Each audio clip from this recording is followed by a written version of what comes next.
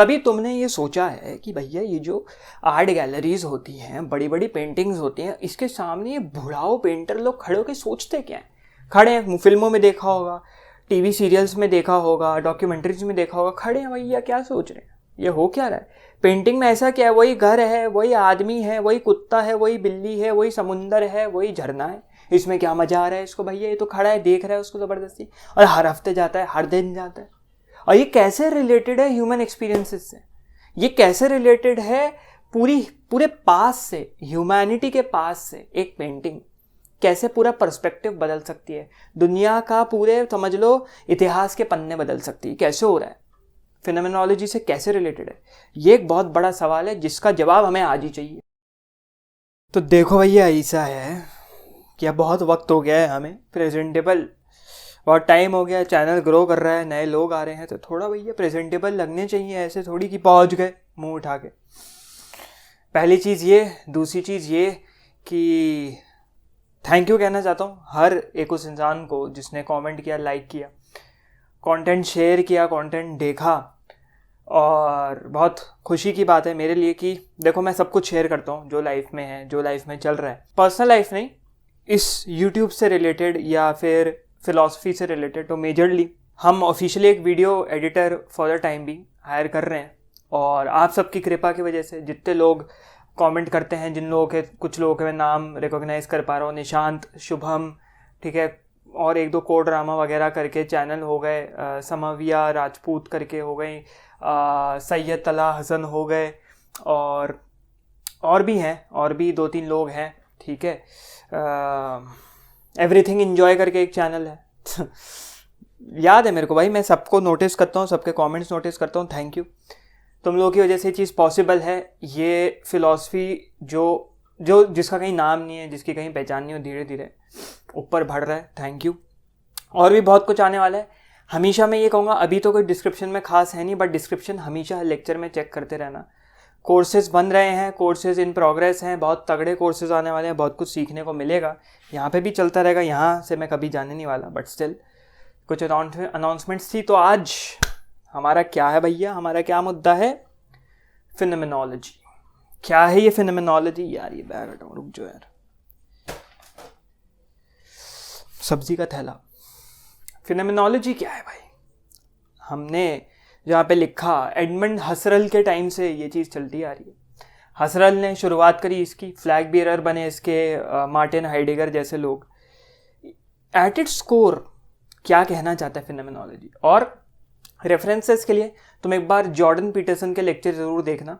ये lecture particularly मैं उन लोगों के लिए बनाने की कोशिश कर रहा हूँ जो जॉर्डन पीटरसन को नहीं समझ पाते हैं। फिनोमेनोलॉजी, पर्सनालिटी के ऊपर उन्होंने बहुत अच्छे से लेक्चर्स बना रखे हैं।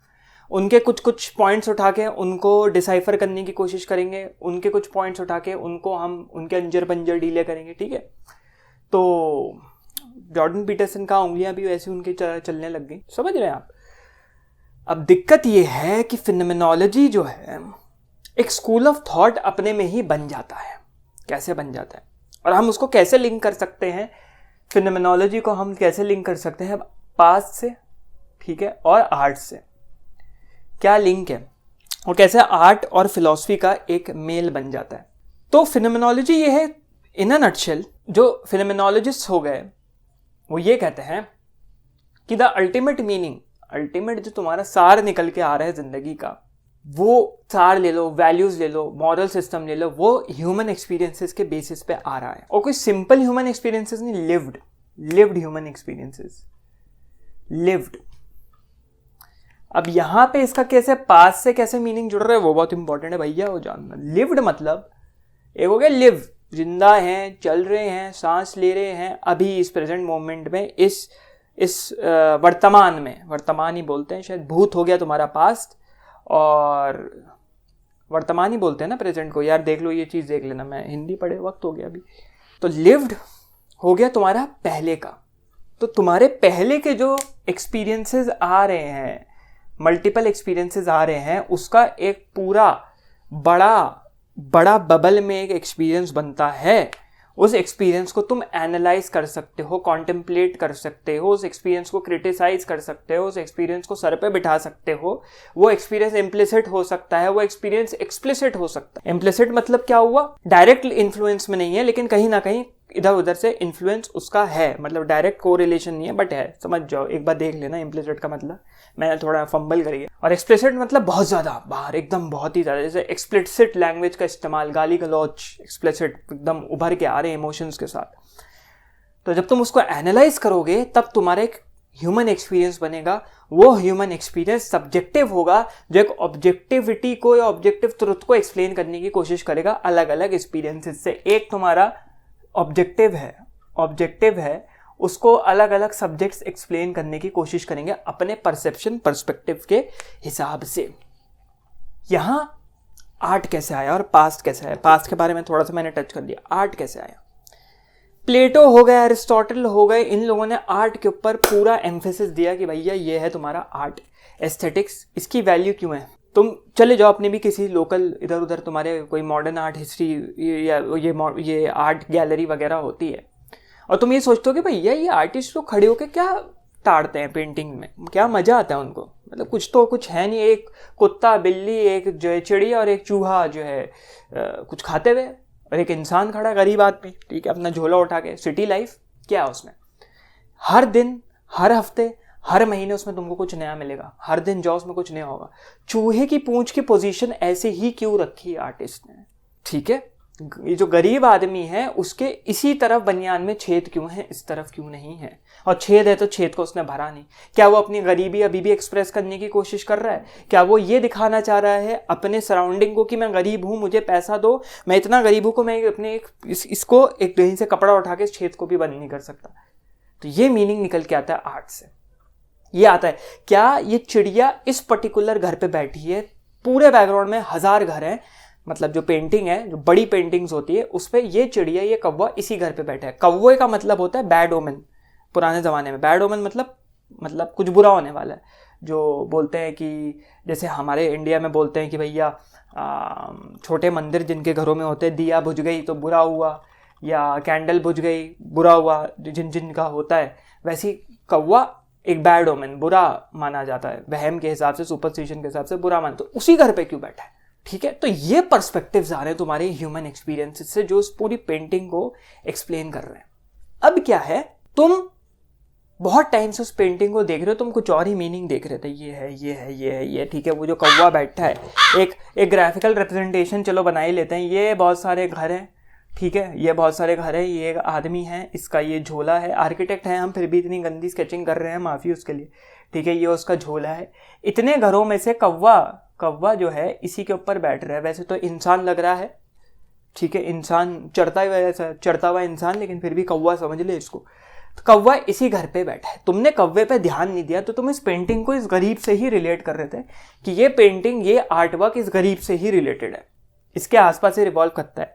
लेकिन बाद में तुमको समझ में आया कि इस पर्टिकुलर घर में जो इंसान रहता था उसको वो पेंटर डेमोन्स्ट्रेट करना चाह रहा था, और वो घर जो था किसी, समझ लो, वॉर चीफ का था, और वो वॉर चीफ जो था बदमाश आदमी था, इसलिए उसके ऊपर काला कौवा बैठाया हुआ, ये पोर्ट्रे करने के लिए कि उसके ऊपर, समझ लो, वो अंधकार था, गंदा आदमी था, उसकी वजह से पूरे शहर में अंधकार आ गया, शहर हार गया, वॉर आ गई, ये वो वगैरह वगैरह। तो तुम्हारा पूरा जो पास्ट पर्सपेक्टिव था उस पेंटिंग को लेके गरीब से रिलेटेड, पूरा चेंज हो गया। एक common life, daily life example लेते हैं। रिलेशनशिप्स में जब नए लोग रिलेशनशिप्स में आते हैं तो एक लोगों को प्रॉब्लम होती है जिसको बोलता है रेट्रोएक्टिव जेलेसी, जिसका मतलब होता है तुमको तुम्हारे पार्टनर के पास से प्रॉब्लम है कि मेरा बंदा या मेरी बंदी, उसका पहले कोई बंदा या बंदी था और उसने उससे गले मिला होगा, ठीक है, उसने उसके साथ कुछ किया होगा, उसने उसको चॉकलेट दी होगी, उसने उसको गिफ्ट दिया होगा, वो उसको गले लग के ऐसे सहलाता होगा,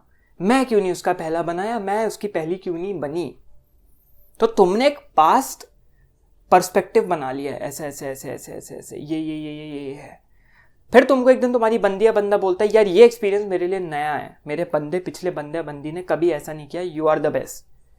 पूरा पर्सपेक्टिव शैटर हो जाएगा कि मैं अब उस बंदे या बंदी से ऊपर हूं, पास्ट चेंज हो गया। हम क्या समझते हैं, पास्ट है, ये भैया पास्ट, इससे आगे कुछ नहीं है, कुछ नहीं होने वाला, यही है द पास्ट, पत्थर की लकीर। लेकिन नहीं, पास्ट चेंज हो सकता है पर्सपेक्टिव के हिसाब से। एक पास्ट हो गया, एक दारू पीने वाला आदमी था, बहुत ज़्यादा दारू पीता था, दारू पी पी के मर गया, पास्ट खराब, दारू पीने से ऐसा हुआ। एक पास्ट हो गया, दारू पीता था, एक दिन उसको रियलाइज हुआ ये गलत है, उसने अपनी जिंदगी रिफॉर्म कर ली। कैसे रिफॉर्म कर ली? दारू पीनी छोड़ी, बोतल फेंक के मारी, एंटरप्रेन्योर बन गया भाईजान। तो क्या मतलब हुआ इसका? उसका पास्ट पूरा सबके लिए बदल गया। जितने दारू पीने वाले लोग हैं, पहले जो आदमी था उससे ये रिलेट कर पा रहे थे, यार दारू पी रहे हम भी मर जाएंगे एक दिन। अब दूसरे बंदे को देख के ये कह रहे हैं वो लोग कि भैया देखो ये भी दारू पीता था, ये एंटरप्रेन्योर बन गया। इसका मतलब ये नहीं कि आप दारू पीते रहे, उसमें भी 2 प्रकार के लोग आएंगे जो अपनी लाइफ चेंज करेंगे, जो बोलेंगे अरे पीते रहो, कभी ना कभी तो हम भी बन जाएंगे एंटरप्रेन्योर। तो ये हो गया सब्जेक्टिव एक्सपीरियंस, ये हो गई फिनोमेनोलॉजी। समझ रहे हो? वैसे तो पूरी नहीं हुई, ये एक बहुत छोटा सा फैसेट है, पार्ट है, फसाड है। फसाड मतलब कवच, बहुत कुछ है इसमें। और वापस से शुक्रिया कहना चाहूँगा जिसने सब्सक्राइब किया, जिसने लेक्चर देखे। I am full of gratitude in today's lecture. और कुछ 1 महीना बचा है, मेरी यूनिवर्सिटी ख़त्म होने वाली है, और फिर तो भाई भर भर के दबा के लेक्चर्स देंगे। टीम बन रही है, बड़ी हो रही है, और प्रोफेशनल हम बनेंगे, इस चैनल को और प्रोफेशनली आगे लेके जाएंगे होपफुली। अपना जो पैशन है, पैशन कह ले, पैशन क्या होता है उसकी तो डेफिनेशन भी नहीं दे सकते। मज़ा आता है यार पढ़ाने में, समझाने में, पढ़ाने से ज़्यादा खुद समझने में, उसको पे समझाने में कि जो मैं समझा यार उसको इस पर्सपेक्टिव से देख के समझो, मज़ा आ जाएगा। जादुई दुनिया है एकदम ये। तो शुक्रिया उसके लिए। ये माइक लिया, ठीक है, लोग हायर करने को मिल रहे हैं, बहुत बड़े अचीवमेंट्स हैं मेरे लिए। तुम्हारे पर्सपेक्टिव में हो सकता है लगे यार कोई बड़ी बात नहीं है, लेकिन जो मेहनत करता है, वीडियोस खुद बनाता है, एडिट करता है, अपनी लाइफ में इतनी परेशानी उसको साथ लेके चलता है, तो बहुत अच्छा फील होता है। ये मैं इसलिए भी कह रहा हूँ, एक ग्रैटिट्यूड लाओ अपने अंदर भी, छोटी छोटी चीज़ों को लेके। कुछ अच्छा हुआ, जब तुम सोच रहे थे कि मेरे पेपर में 100 में से जो है 70 नंबर आएंगे, तुम्हारे 75 भी आ गए, तो ग्रैटिट्यूड रखो कि 5 नंबर ज़्यादा है, ये नहीं कि यार 80 भी आ सकते थे। तो इतना ही मेरा मैसेज था आज का। इस लेक्चर को यहीं एंड करते हैं। अब आप भी क्या करेंगे पता है आपको, लेकिन अब हम प्रोफेशनल हैं तो प्रोफेशनली बात करेंगे। अब आप भी कट हो लेंगे, हम भी कट हो लेंगे, ठीक है? चलो भैया।